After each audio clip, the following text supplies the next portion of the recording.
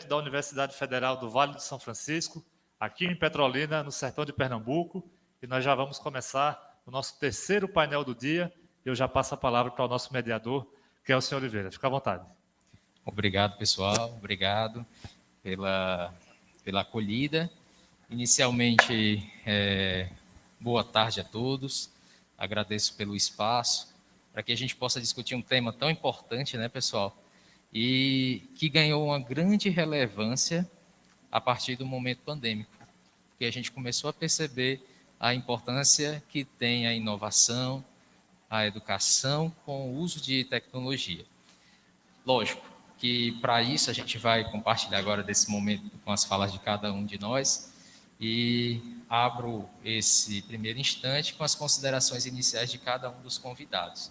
Então, brevemente, cada um faz uma rápida apresentação do que a gente vai ver hoje aqui, para que a gente dê continuidade a esse momento. Deixa eu tirar a máscara rapidinho. Boa tarde, pessoal. Quase que a gente não chega, viu? O voo atrasou, foi um auê todo. É só chique nos filmes. Na vida real é caos. Eu me chamo Duda Oliveira, tenho 18 anos, atuo na área de tecnologia, né? Com robótica e desenvolvimento de sistemas. E a gente vai falar um pouco hoje sobre esse tipo de educação, né? Esse tipo de educação que tem a ver com a inovação, a tecnologia e educação empreendedora nas escolas. Olá, gente, boa tarde. Meu nome é Tenafly mesmo, é nome, pode me chamar assim, eu não me incomodo, tá? Já são alguns 40 anos segurando essa nomenclatura, tudo tranquilo. Uma satisfação estar aqui com o Duda, Adriano, para a gente discutir sobre inovação e tecnologia e empreendedora nas escolas. Eu sou aluno de graduação, na época, quando tentamos empreender na faculdade, quando nem tinha a lei de empreendedorismo. Sem empreender numa faculdade pública, quando todo mundo dizia que a gente ia privatizar o campus, né? Então, a gente tem uma luta aí, e a gente foi nessa pegada. Hoje eu sou doutor pela Federal de Pernambuco, e essa coisa do empreendedorismo não terminou, sabe? A gente tem um desafio grande, um pouco que a gente vai falar aqui. Está para sair um edital muito bacana, R$60 mil para as 60 melhores ideias de Pernambuco. E eu quero ver você não ficar empolgado para ver o que a gente vai conversar daqui a pouco. Olá, pessoal, boa tarde. Meu nome é Adriano Gomes. Eu estou como diretor do Instituto Senai de Inovação para TICS. E inovação tem sido meu DNA desde que comecei minha carreira profissional. Já fui empreendedor e desde o empreendedorismo abri 2 empresas, trabalhei no Porto Digital.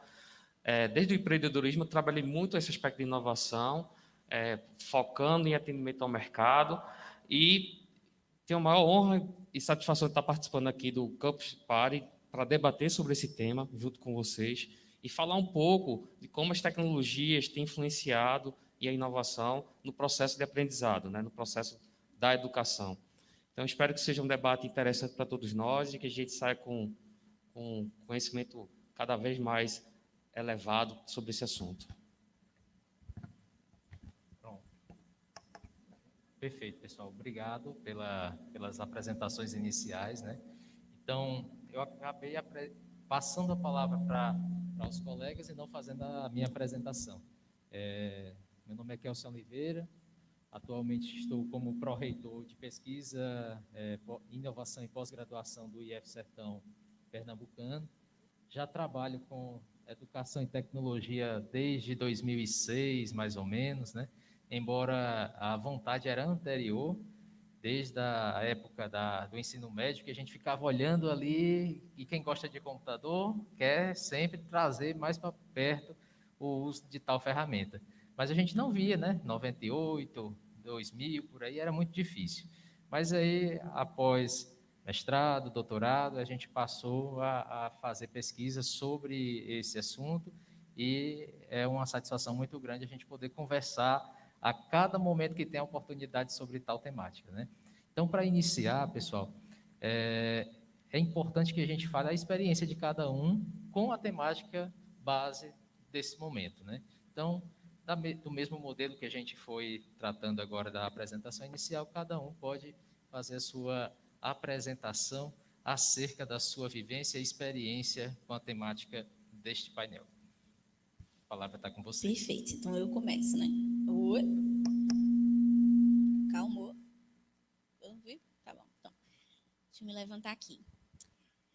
Então, quem é essa menina que está aqui falando, né, minha gente? Pelo amor de Deus, o que essa menina está fazendo aí? Como eu já tinha dito antes, né, eu me chamo Duda Oliveira, mas para quem já me conhece, remete ao... Gente, o que aconteceu? É sensível, gente. Calmou, peraí. Foi. Para quem me conhece, remete automaticamente a ou robótica ou oxente. Sim, essa criatura aqui de olho de óculos verde era eu. E deixa eu contar um pouquinho para vocês sobre a minha história, para explicar por que as pessoas remetem automaticamente à robótica ou oxente. Lá em 2016, eu fazia escola, numa escola municipal, né, da Prefeitura do Recife. E lá, eu era muito inquieta, porque de tarde, no contraturno, eu não tinha nada para fazer. Sessão da tarde, vocês já sabem. Filme batido, mesma coisa, sempre. Então, não tinha muita paciência para isso. Comecei a pesquisar sobre aulas pós-horário. E pós-horário, tinha algumas aulas de artesanato, português, matemática, mas não me dei bem em nenhuma. Tipo, eu chegava lá e ficava, mas gente, eu queria outra coisa. E aí eu vi que tinha a possibilidade de fazer robótica. Eu fiz, calma, ninguém nunca me falou que em escola pública a gente tinha essa história aí de robótica. Fui atrás disso e fiquei aperreando a minha professora o ano inteiro até ela dizer, Duda, tá aberta a vaga, né? E aí eu entrei e do meu jeito, falante, a gente começou a competir, né, com robótica nas OBRs que tem, né, que são as Olimpíadas Brasileiras de Robótica. Nessas Olimpíadas, a gente faz um tipo de robô, deixa eu passar aqui, estou falando só disso, né? A gente faz um tipo de robô onde ele faz um protótipo, né, de algo maior, que é um robô salvador de vidas. Ele vai passar, seguir um referencial, que são essas linhas aqui que vocês estão vendo. Ele vai seguir esse referencial, vai passar por alguns obstáculos, alguns gaps, né, que são algumas falhas na pista, e ele vai tentar passar por tudo isso para que ele consiga chegar na sala final, que tem algumas bolinhas, e ele tem que colocar no lugar salvo, né? Um lugar que não estivesse pegando fogo, por assim dizer. Não pegava fogo na arena, porque isso é perigoso para criança. Então, a gente trabalhava dessa forma, né? Fazendo essas competições. E por que foi tão importante para mim a robótica? A robótica em nenhum momento foi me apresentado apenas como vou montar um monte de pecinha Lego e eu vou fazer um robô qualquer só para competir. A robótica sempre me foi apresentada como você está fazendo um protótipo, uma versão menor de algo que pode ser grande. E por isso eu sempre pensava, a cada coisa que eu estou fazendo aqui, eu estou mudando alguma coisa. Eu estou pensando em mudar o mundo, em tentar ajudar alguma pessoa. E daí que começa o uso da metodologia da robótica na educação com grande força, né? A gente estava ali e estava aprendendo sem nem perceber física. Do nada eu chegava lá na prova. Olha, acho que foi o único ano que eu fui bem em física, viu? Foi na época que eu estava na robótica, porque depois foi só ladeira abaixo. Mas, enquanto eu estava lá, eu estava aprendendo inconscientemente, na prática, o que eu fazia na aula de física. E aí chegou um certo momento onde meu professor olhou e falou assim, você sabe que isso é física, né? Aí eu olhei para ele e fiquei, sério que aquilo é isso aqui? E ele, sim. Então, assim, o aprendizado na prática, para mim, foi muito maior do que enquanto eu estava lá, só observando, sem ver como aquilo de fato acontecia. Para mim, quando eu era mais nova, era muito difícil imaginar tudo aquilo. E para muitas pessoas também. Mas tem outras pessoas também que conseguem, né? Só com as aulas de física já compreender o que é que está acontecendo. Eu chamo essas pessoas de gênio. E aí, esse foi o formato que me foi introduzido a robótica, né, na escola, no contraturno, e com essa percepção de que estou fazendo um projeto menor no intuito de criar algo, né, de fazer inovação com as coisas que eu tenho ao meu redor. E aí, depois disso, eu precisei sair da robótica porque eu queria fazer um ensino médio diferente, que é o ensino médio técnico. Então, eu pensei, eu preciso estudar, preciso focar. E aí, me afastei um pouco da robótica. E foi quando eu entrei na ETE Digital, fazendo desenvolvimento de sistemas com ênfase em novas tecnologias. Não passou um ano, eu não podia ficar quieta, né? Porque eu sou muito agoniada. E aí eu me juntei com umas 3 meninas e a gente fez a Oxente Girls. Nisso, a Oxente Girls, ela surgiu, né, do Technovation, que é uma competição só para meninas de empreendedorismo e inovação, onde você tinha que criar uma solução real, né, um aplicativo que fosse resolver um problema real da nossa comunidade. Então, veja como é importante que a educação esteja sendo vista dessa forma. Além de que, lá na ETE, eu também tinha aulas de empreendedorismo. Então, ao mesmo tempo em que eu estava aprendendo a ser uma pessoa desenvolvedora, eu estava aprendendo a ser uma pessoa também empreendedora. Isso estava sendo passado para mim juntamente com a competição que colaborou com tudo isso, onde eu tive que, de fato, trabalhar para fazer um protótipo real de um aplicativo funcional. Eu tive que entender todo o processo de iniciar uma pesquisa, de falar com as pessoas que sentem aquela dor, né, de, por exemplo, eu sei que tem pessoas, né, que hoje em dia, né, Brasil, de novo, aí no mapa da fome. Tá, mas eu vou falar com as pessoas que não estão passando por isso, ou eu vou falar com as pessoas que diretamente estão passando por isso? Foram essas coisas que eu aprendi na escola, sabe? Nós falamos com quem de fato está no meio daquilo. Ninguém melhor do que de quem está passando por aquela situação, por algo que você quer resolver, como, né, a pessoa que está lá. Então, assim, dentro desse processo de entendimento, a gente usa muito o design thinking, né? Que é o design onde a gente passa por todo o processo de ideação, pesquisa, prototipação. Esse é um processo muito importante, acredito que em tudo que se faz, porque é a partir daí que a gente ganha a base para poder, né, dar continuidade ao que estamos fazendo e pesquisando, e ele é um processo que, assim, eu gosto muito do design thinking, porque eu acho que ele faz você pensar em todas as partes antes de chegar ao objeto final. E quando você chega lá, você tem propriedade para falar do que você, de fato, está ali, né, trazendo. Então, esses foram os 2 tipos de educação, tanto empreendedora como inovadora, que eu tive acesso na minha vida. E aí, eu entendo que esse tipo de educação faz com que eu e outros estudantes pudéssemos entender que a gente tinha outras possibilidades de futuro. Como assim? Gente, eu sou de Recife, eu moro na Várzea, que é um bairro considerado periférico. E quando eu estava ali no início, para mim, antes de entrar em robótica ou qualquer coisa do tipo, para mim a única coisa que existia era assim, eu sou de comunidade, as pessoas esperam que eu siga um caminho, e é esse caminho que eu vou seguir, não tem para onde. E quando eu entrei na robótica, eu vi que não, eu faço a minha história. Claro que eu precisei de, assim, né? Eu tive muito suporte. Quando eu entrei na robótica, tinha lá material, tinha espaço, né, necessário para isso, que a gente precisa muito mais, que a gente precisa que todo mundo tenha esse acesso, né, a esse tipo de educação. E eu fiquei, assim, né, impressionada na época de que eu estava tendo aquele acesso, aquele tipo de educação dentro da escola pública. Mas foi esse tipo de coisa que me fez pensar, eu posso fazer diferente, eu posso fazer a diferença, eu posso trilhar o meu caminho, sabe? Então, quando a gente traz para essas pessoas a possibilidade de elas terem essa mudança, elas podem fazer muito mais. Ou tu acha que uma pessoa que você dá só uma linha, bota uma asinha nela, acha que ela só vai voar ali por baixo, que nem mosquito da dengue? É claro que não, né, minha gente? Quando você dá a primeira oportunidade, quando você dá o primeiro suporte ali, mesmo que básico, já é uma grande coisa. E eu, como uma pessoa, uma criança da comunidade, vi isso, sabe? E ainda mais assim que dentro, vocês sabem, a área de tecnologia é uma área que é complicada para as mulheres. E assim, muitas pessoas ficaram tipo assim, mas ela está escolhendo isso. Porque eu falava que ia ser pediatra. Aí as pessoas ficam, mas ela está escolhendo tecnologia, programação, computação. Sim, estou escolhendo, muito feliz. E assim eu fui dando continuidade para que a minha vida fosse trilhando esse rumo da tecnologia. Aí eu queria apresentar para vocês um projeto muito massa, um projeto social que chama Fruto de Favela.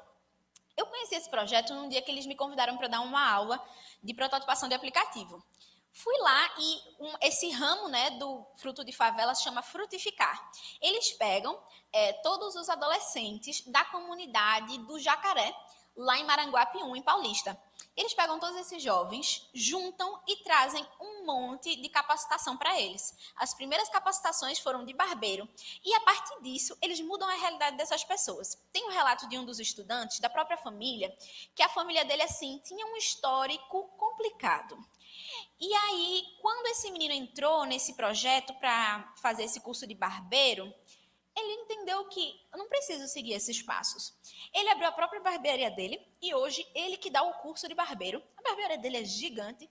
Então, assim, a partir desse tipo de iniciativa empreendedora e que deu o suporte, a educação necessária para ele, ele foi lá e fez história.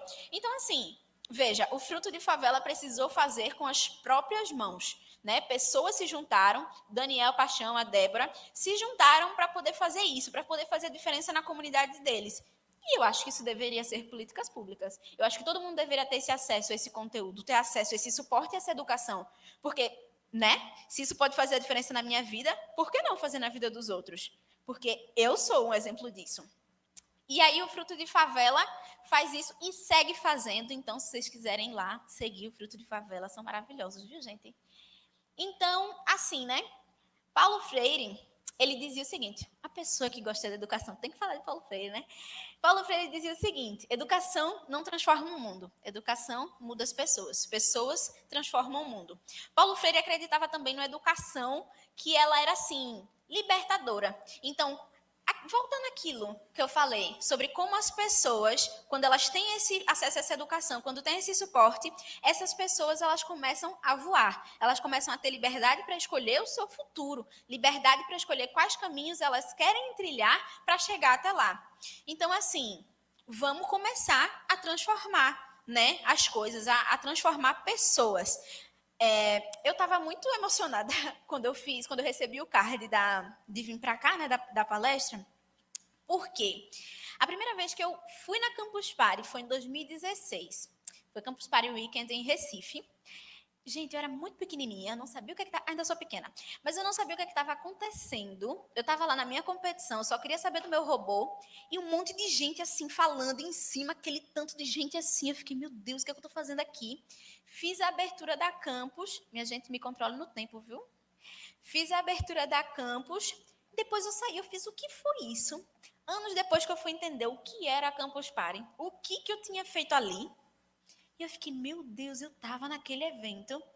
E pensar que hoje eu estou aqui de novo. E que através de todo esse suporte, toda essa educação que me foi dada, todo esse acesso a esse tipo de coisa que eu tive, eu posso estar aqui hoje e falando com propriedade sobre o que eu estou falando.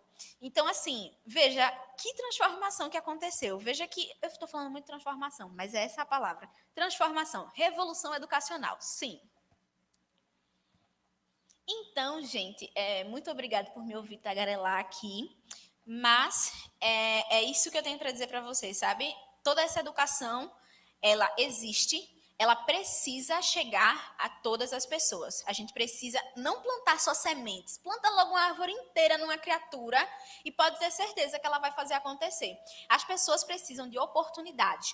Tudo é para todo mundo, não tem coisa de menino, coisa de menina, não. Tudo é para todo mundo, só basta que você dê oportunidade, que você dê suporte para que essas pessoas possam fazer acontecer. Né? Muitas pessoas que estão aqui tiveram em algum momento algum start para fazer acontecer. Então, a gente não pode parar com isso. A educação, ela abre portas, ela faz pessoas voarem. E por que a gente não está dando continuidade a isso, sabe? Por que a gente não está transformando pessoas para que elas possam fazer essa revolução no mundo? Então, é isso que eu tenho para falar hoje e ainda debater. Então, vou dar aqui para os meninos.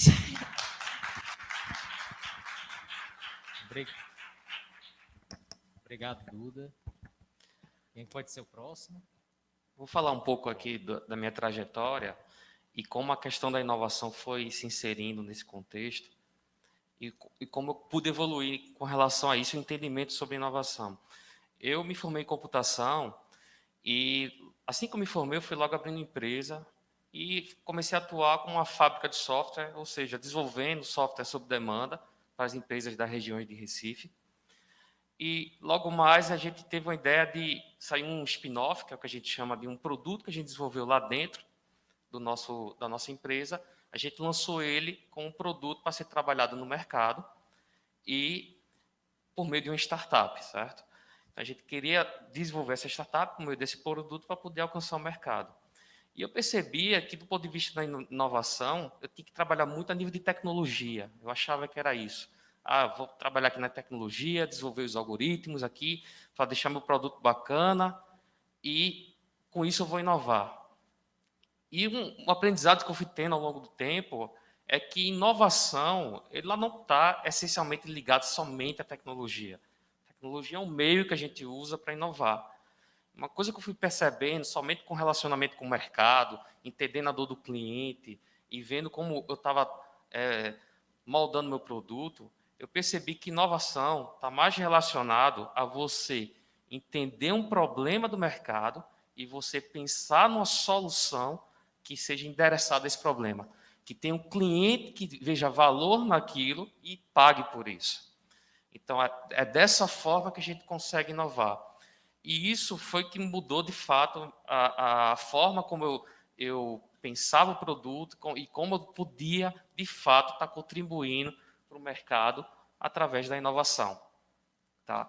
E aí eu trago isso porque, agora atuando no Senai, a gente desenvolve projetos de inovação para toda a indústria brasileira, só que, quando chegou a pandemia, a gente se deparou com diversos desafios. Acho que todo mundo se deparou com muitos desafios a nível social, mas não a nível de trabalho, né, de relação.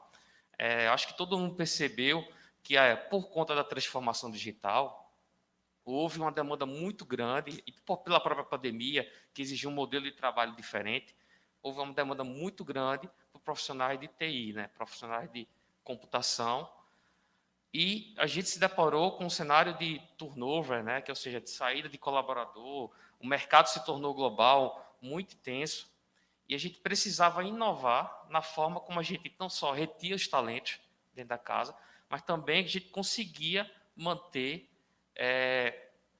o nosso conhecimento, pessoas, talentos dentro da nossa casa, para a gente poder continuar entregando nosso serviço. E aí foi quando a gente começou a se relacionar mais de como inovar sobre esse aspecto da educação, né? Porque se os profissionais estão escassos, a gente começou a ver a necessidade também de criar modelos onde a gente pudesse buscar o profissional que está lá, até sem o conhecimento, o hard skill ou soft skill necessário para atuar com a gente, de que forma a gente faz para poder ter o profissional, ou seja, a gente cobrir nossas lacunas de pessoas e conseguir continuar atendendo a demanda. Então, esse foi um grande desafio. Então, como é que a gente viu isso? A gente começou a trabalhar, querer inovar em novos modelos de interação.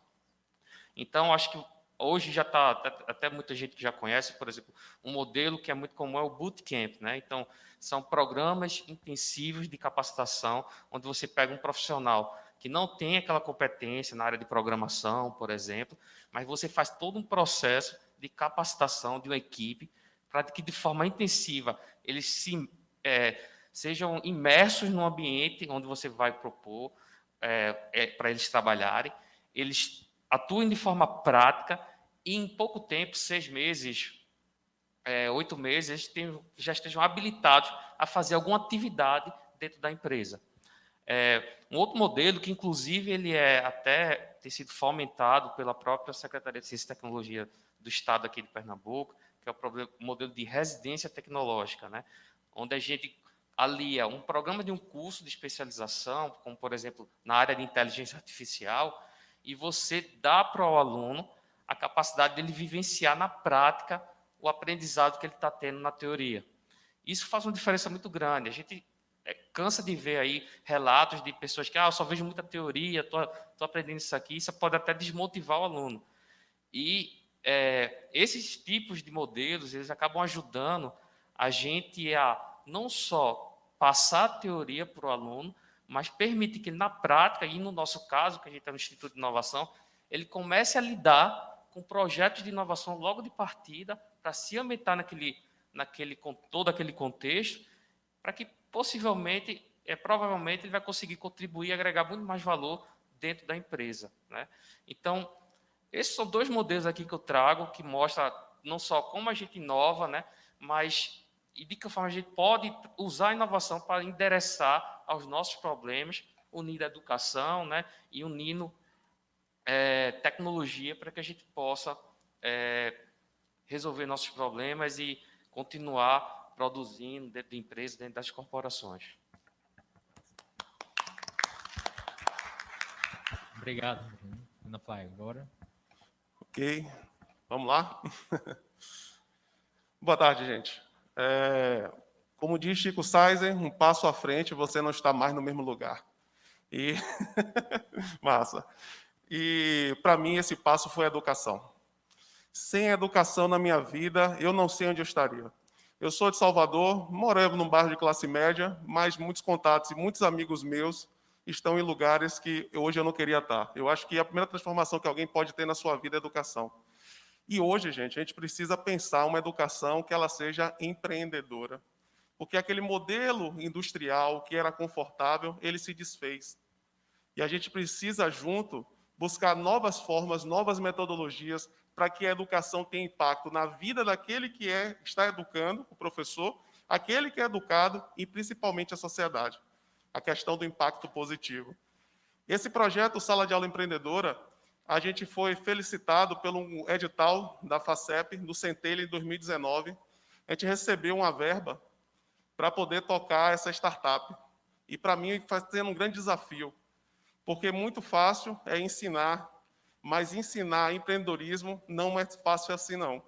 Não que as outras áreas, pró-reitor, sejam fáceis, mas assim, o pool de paridade que você tem para se alicerçar, porque toda área do conhecimento você tem alguém que sabe ali, de outros estados, de outros países, então você consegue uma conexão muito boa naquela área. Não estou dizendo que a educação fora do empreendedorismo é fácil, mas você tem paridade, você tem que ir se apoiar. No empreendedorismo, não. Você até visto assim, poxa, o professor empreendedor vai privatizar aqui o federal. Mas vamos lá. Então, a gente recebeu essa verba para fazer esse projeto, e aí convido que vocês fiquem no site da FACEP, dando F5, porque está para sair o edital 2021, são R$60 mil para as 60 melhores ideias de Pernambuco. E é ideia mesmo. Poucos editais no Brasil, aí junto com o FINEP, CERT, permite que CPF, você sem CNPJ, consiga participar. Então, para mim, foi o desafio, onde eu deixei de ser um CPF e virei um CNPJ. E aí, junto com o SEBRAE e outros apoiadores, nós estamos na batalha, porque não vou fazer clichê que empreender no Brasil é difícil, mas, assim, você precisa, no empreendedorismo, de paridade. Pessoas que estejam também ali com você, sabe? Porque sofrer junto ameniza as dores, né? O nosso principal, gente, objetivo é esse aqui. É reduzir o desperdício de talentos egressos da universidade. Muitos formandos, muito mesmo, mais de 60%, principalmente em áreas longe da saúde. A saúde ainda consegue manter, mas fora daí, muitos alunos estão se perdendo. Não conseguem emprego na área, não conseguem atuar e muitos se desmotivam. Então, a gente precisa reolhar, observar de novo que metodologias podem nos ajudar a fazer com que esses alunos... Poxa, gente, eu passei 4 anos na faculdade, alguns aqui vão passar 5. Quanta coisa legal a gente aprende, por que daquela porta para fora da faculdade eu não consigo me destacar? Eu tiro 10 nas disciplinas, eu sou um aluno excelente, eu recebo bolsa. O que está acontecendo, sabe? Que disparidade é essa entre o conhecimento? Porque a importância da universidade brasileira, embora alguns políticos não o reconheçam, ela é fundamental. Poxa, é um lugar, como eu falei, o passo que eu dei, quando eu entrei na Federal, eu falei assim, poxa, minha vida se transformou. E por que pessoas que estão se formando ali, que têm educação de excelência, porque poucos cursos têm excelência média? Eu sempre acho assim que a gente tem uma formação muito boa, mas o que está vendo que a gente está desconectado com esse mundo? E aí, para reduzir esse desperdício, eu acho que eu passei 2 vezes, né? Não, tá certo. A gente precisa de uma educação com emoção. Quando eu vejo aqui nossa amiga aqui gritando aqui no auditório, poxa, educação é isso. Educação é emoção. E emoção com propósito. Então, eu trouxe 2 elementos aqui que eu considero, se você quer empreender, ODS, os Objetivos de Desenvolvimento Sustentáveis da ONU, para mim é interessante porque ele dá um norte. Então, a gente consegue todas as áreas, saúde, humana, exatas e gestão. A gente consegue dialogar com todas as áreas. E outra, as habilidades que a gente precisa desenvolver, principalmente as soft skills.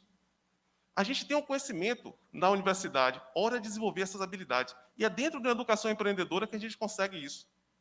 A gente consegue gerar liderança, colaboração. Essa educação empreendedora, ela corrige um problema da tradição na educação, que é a competitividade do um. Quem é o melhor aluno? Quem tem a melhor nota? Quem é o laureado? Mas esse um não vai fazer a diferença. A gente vive na necessidade, acabaram de falar de economia criativa aqui, anteriormente, da colaboração, da paridade, que é isso que deu garra na ciência. E é isso que a gente precisa no empreendedorismo, ter parceiros, se apoiar para fazer a transformação. Então, habilidades como criatividade, pensamento crítico, liderança, comunicação, trabalho em equipe, onde é que a gente está desenvolvendo isso? Eu acho que a gente precisa de uma educação que comece a usar metodologias nessa pegada. E aí, na sala de aula empreendedora, a gente faz essa interação. Essa foi uma experiência 2 semanas atrás, a gente teve uma semana passada. Na verdade, essa semana, a Lívia está aqui, essa semana, né? Onde a gente envolve pessoas que não se conhecem, mas estão apegadas a um problema. Empreender é resolver problema. A gente tem aquela definição rápida, me controla no tempo aí, viu, reitor? Pró-reitor. Já lhe promovi a reitor da... Vamos lá. A gente tem essa questão do startup, é um grupo de pessoas que criam um modelo de negócio escalável e replicável num ambiente de extrema incerteza. Mas eu acho que, além disso, a startup é um grupo de pessoas com problemas que tenta resolver das melhores formas o problema dos outros e com impacto positivo. Então, eu preciso aprender a me conectar. A gente não desenvolve isso. Confiança. A moeda mais cara que tem no Brasil não é o dólar, é confiança. Você confiar no outro. E para empreender, você precisa confiar. Isso é difícil. Uma coisa que a gente tem que romper culturalmente. E, finalmente, uma metodologia que eu gosto muito. A 3D baseada em problema. O Challenge Based Learning. Esses desafios são interessantes. Nossa amiga Duda estava falando aqui de competição de robótica. Poxa, dá um problema que essa gurizada sabe resolver. Ela disse que não prestou atenção nada na weekend, né? Na Campus Party de Recife. Ela estava focada no problema dela. Esse tipo de educação que o aluno está ali imerso, que você vê o brilho no olho, está precisando reacender nas faculdades, sabe? O professor tem que estar empolgado também, sabe? E outra coisa, aprender para a vida toda. Se a gente dobrar de novo a expectativa de vida da humanidade, a gente saiu de 60, 40 para 80, a gente for para 160, você vai fazer o que da sua vida? Você vai ficar 80 anos numa empresa? Você vai estudar por 60 anos? Que tipo de modelo a gente vai estar? A gente precisa resolver os problemas, a gente precisa gerar impacto, a gente precisa criar um novo sentido para a vida se a gente dobrar a expectativa de vida. E espero que isso aconteça. E aí a gente tem uma revolução que vai ser pior do que a internet. Vão ser 3 internet na sua cabeça. Genética, nanotecnologia e robótica com inteligência artificial. Imagine uma revolução 3 vezes mais forte que a internet. Já não está fazendo com a gente. Então, pensar uma sala empreendedora, que eu posso pegar qualquer área do conhecimento, conectar ele com a ODS, desenvolver habilidades, desafios para motivar essa galera, focado em novas tecnologias do futuro, né? Que nem é tão futuro assim, gente. As coisas já estão acontecendo. Então, a Duda falou aqui agora de robótica, o Adriano também falou de outras possibilidades de metodologia. Como a gente pode casar esse conhecimento tão massa que acontece aqui na faculdade com impacto para a sociedade, para a gente desenvolver startups? E para fechar, 4 pontos que é importante. Se você quer empreender, se você quer puxar isso na sala de aula, pensa na experiência digital. A pandemia acelerou um processo que não é só digital e não é só físico, mas conectou numa nova perspectiva. Cliente nenhum. Eu não sei se vocês sofrem comigo, mas eu tenho conta em banco tradicional. Então, você tem que perder um turno. Você escolhe manhã ou tarde para resolver uma besteira. Aí vem bancos digitais, você consegue aumentar, diminuir seu saldo, congelar ou bloquear o seu cartão, botar internacional, tudo no aplicativo. Experiências sem fricção.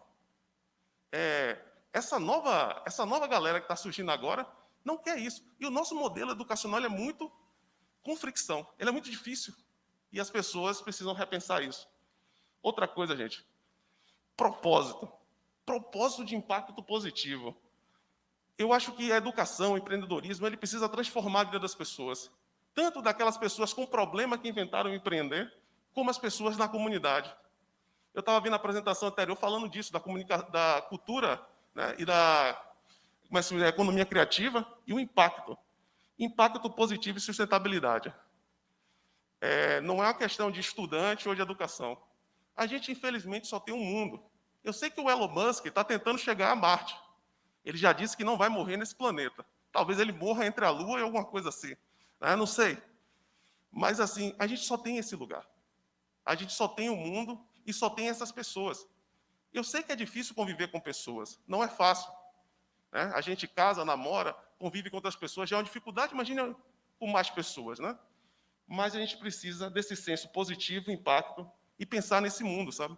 Então, uma educação empreendedora, com motivação, com desafios, com emoção, com impacto positivo, propósito e sustentabilidade, sabe? Eu acho que é essa chave que a gente precisa e está conectado. E só para fechar, pró-reitor, lembra de ir na site da FACEP, se você tem uma ideia, se você tem um grupo legal para gerar startup, vai ter o edital do Centelha 2021, as 60 melhores ideias de Pernambuco podem conseguir R$60 mil para tocar um projeto. E foi assim que a gente fez a sala de aula empreendedora. Não foi 60 mil, foi menos, mas está dando para tocar.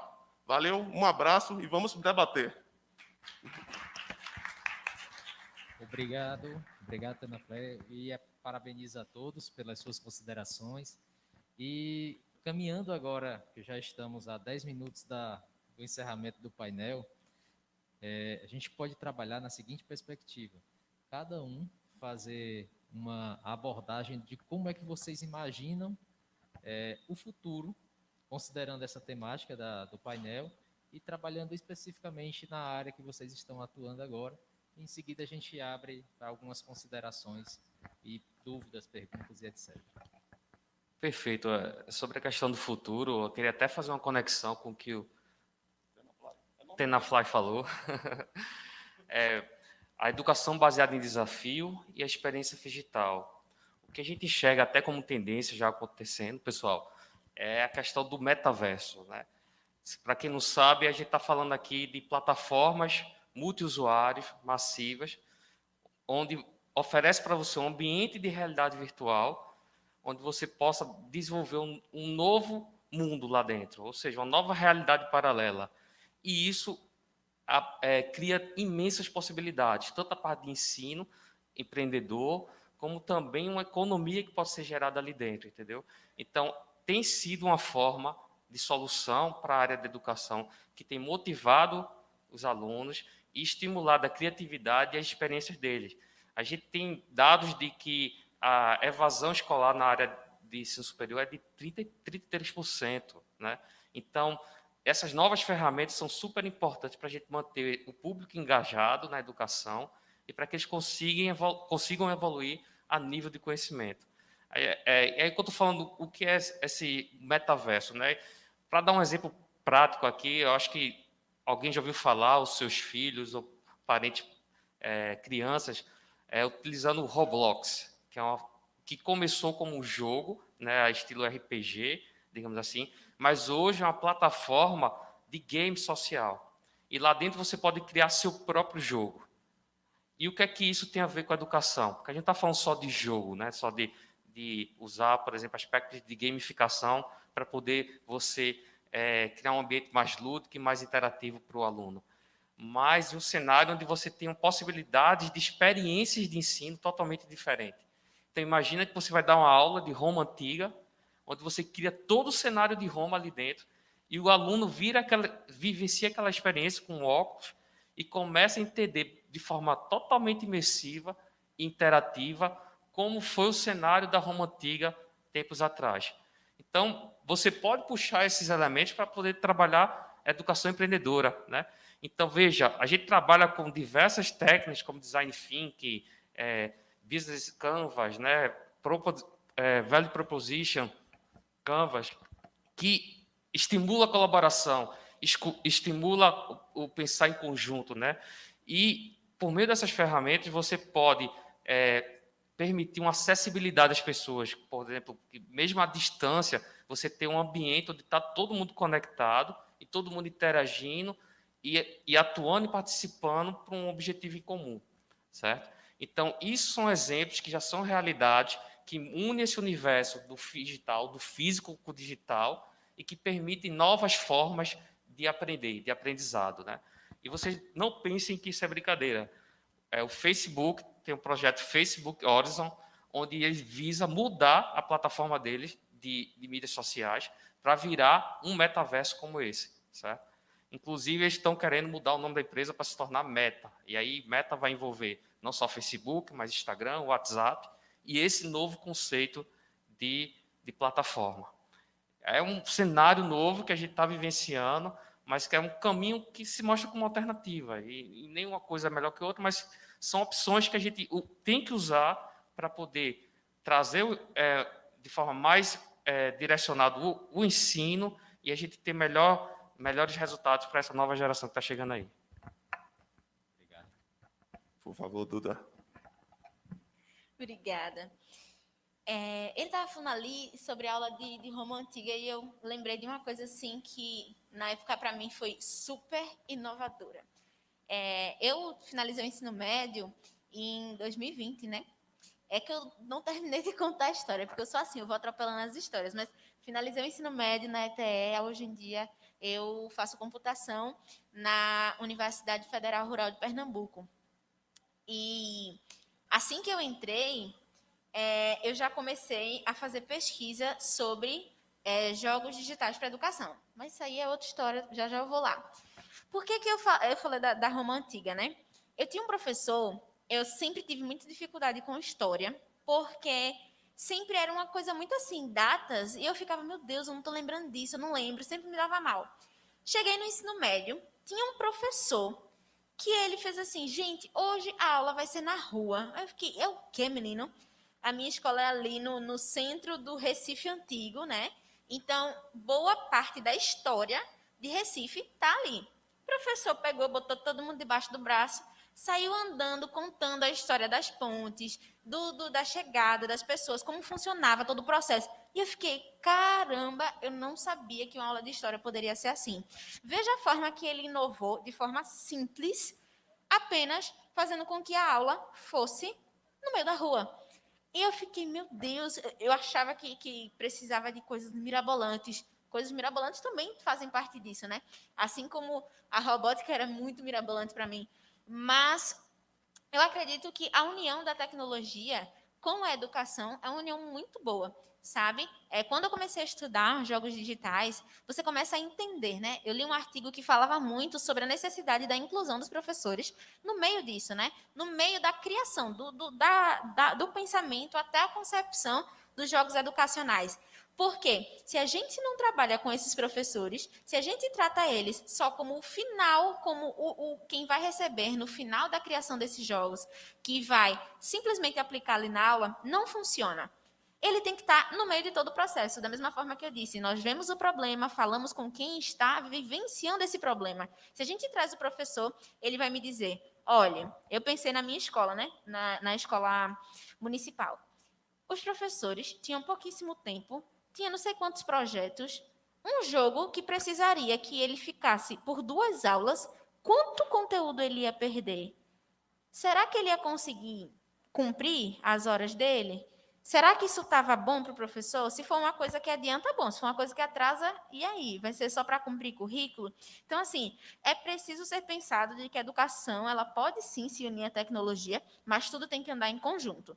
Tudo tem que andar pensado para as duas partes, tanto para quem vai receber, os estudantes, como para quem vai aplicar isso, né? Então, assim, espero que seja um futuro muito próximo, onde a educação e a tecnologia estejam totalmente mescladas e que a gente possa ter, né, essa transformação que eu tanto falei no meio disso tudo. E também ver os resultados, né?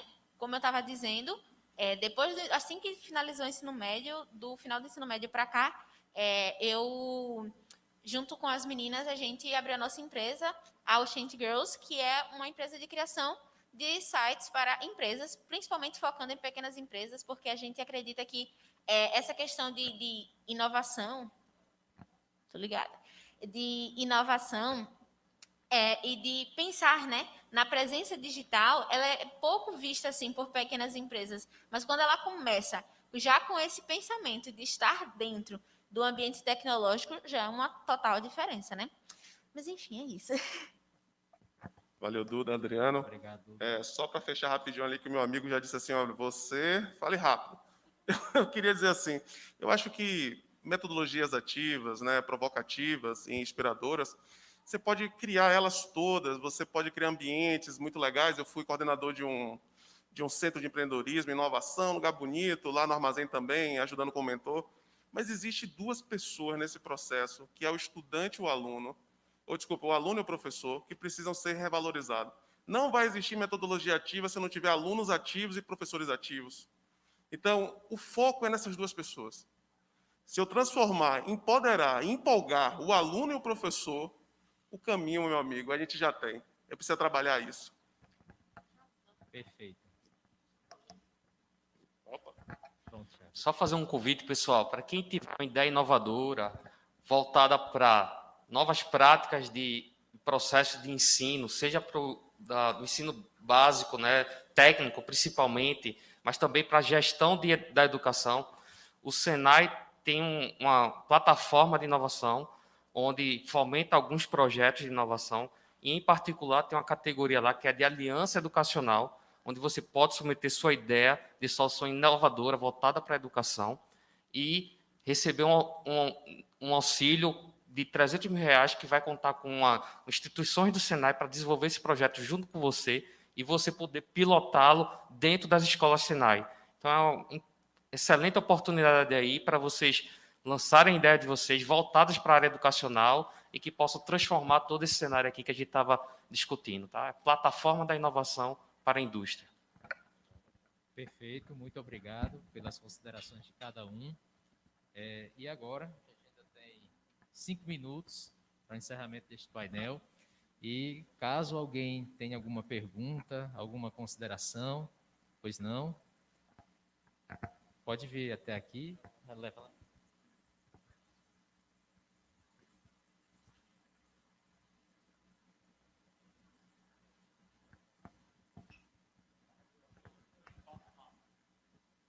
Seguinte, vocês falaram sobre soft skills, tal, os componentes de uma startup, mas quando tem um objetivo, tem um propósito, os componentes têm a soft skill, mas pode existir também uma desmotivação. Como alterar uma metodologia para que os componentes passem a ser mais produtivos, para que possamos ir no rumo certo? Então, beleza, eu vou pegar a licença para responder. Obrigado pela pergunta, muito massa. Time e execução é a base de qualquer startup. E a gente fala que as pessoas é o grande valor da startup, porque a tecnologia, a entrega, ela sempre vai pivotar, ela sempre vai mudar. Então, o que é que eu posso motivar as pessoas? Primeiro, confiança, a gente falou isso na palestra. É preciso achar um time que você confie. E por quê? Quando a gente fala na equipe, a gente precisa ter talento, foco, né, e persistência. Se seu time não tem talento, que eu acho difícil, você vai ter uma equipe de universitários, talento tem. Agora, ter persistência e também ética no processo, aí o negócio complica. Se você não confia nessas pessoas, é melhor você rever seu time. Muitas startups têm pivotagem também de equipe, sabe? Mudança de equipe. Então, eu acho assim, tem uma minissérie no Netflix, chamado A Batalha Bilionária, que fala de 2 hackers alemães, nos anos 90, que criaram, para mim, na minha percepção, o Google Earth. E a Google foi lá, de uma forma não muito legal, e se apropriou disso. Tem que assistir essa série. Então, esses 2 hackers, eles confiaram no outro. E tem as batalhas, eles, como é que se diz, acabam se desentendendo. Startup é assim também, é igual casamento. Então, cuide da sua equipe. Tenha confiança nela. E, assim, seja muito sincero e honesto com quem é seu parceiro, porque, como banda de rock, às vezes dá problema.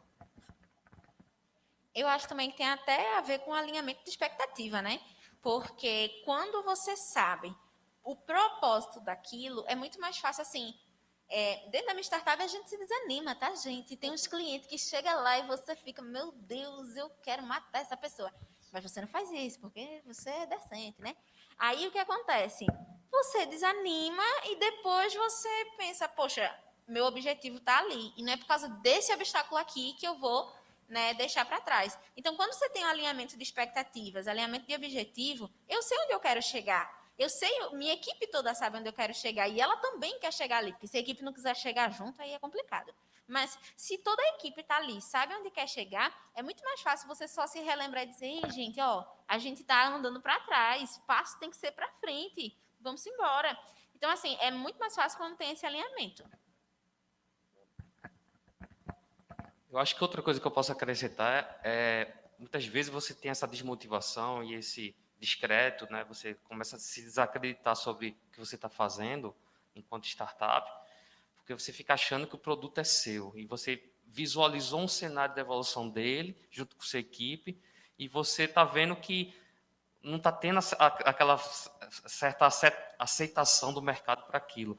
Então, acho que vale muito entender que o produto, na verdade, é do cliente, né? É do mercado. Você tem que moldá-lo para sempre atender a necessidade dele. Muitas vezes você fica preso a uma ideia de que você pensou, achando que aquela ideia é a mais maravilhosa do mundo, mas se aquilo não é de interesse do mercado, não adianta. Você vai dar murro em ponta de faca e você não vai ser bem sucedido. E isso vai gerar frustração. Então, a gente tem que desapegar e tem que ter a mente muito aberta para pivotar, para você entender realmente os contextos de mercado e você ir moldando a solução, mas muito atrelada a um propósito. Tá? Então, você também não pode estar muito guiado para algo que não faz sentido nenhum. Você tem que ter um propósito de atuação, de que forma eu quero impactar, de que forma eu quero melhorar a necessidade de um cliente ou de uma sociedade, né? Falando aí das ODS. Quando você consegue, inclusive, juntar essas duas coisas, é maravilhoso. Mas você tem sempre entender que é o mercado quem vai te dizer de que forma você tem que ir moldando a sua solução.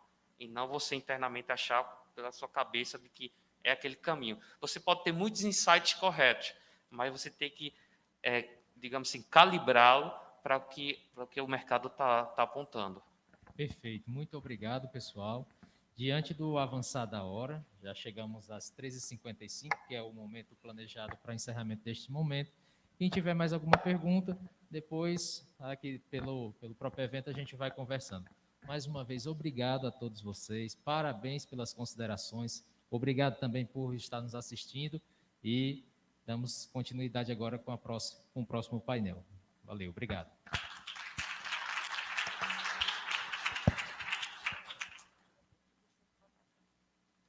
Quero agradecer